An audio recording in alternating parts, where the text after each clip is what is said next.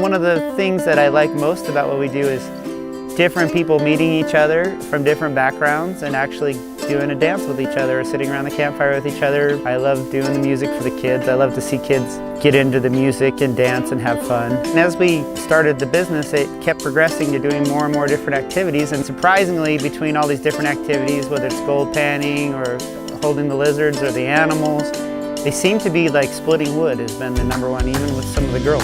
I guess kids don't get to split wood anymore. Everybody's house is heated with gas now. So they love the idea of splitting their own wood, and sometimes they have trouble tearing them away from wood splitting to get them to do any of the other things. We do have a slingshot range.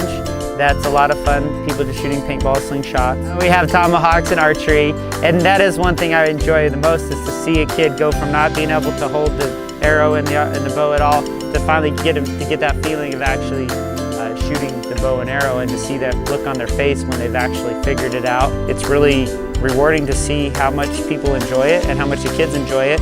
I really enjoy taking people into the petting zoo and sharing those animals that are in there. I love my bunnies so much because they're so sweet. Sometimes they come and they lick my nose. The fairy gardens are really fun too. I really like doing those because it gets people creative and it brings out the magic.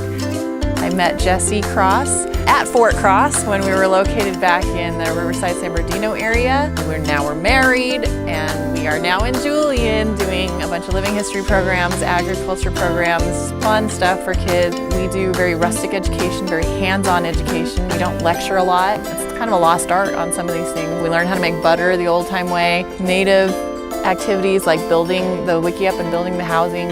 We even do really fun things like primitive fire making. We've got a lot of field trip programs. They're all really fun.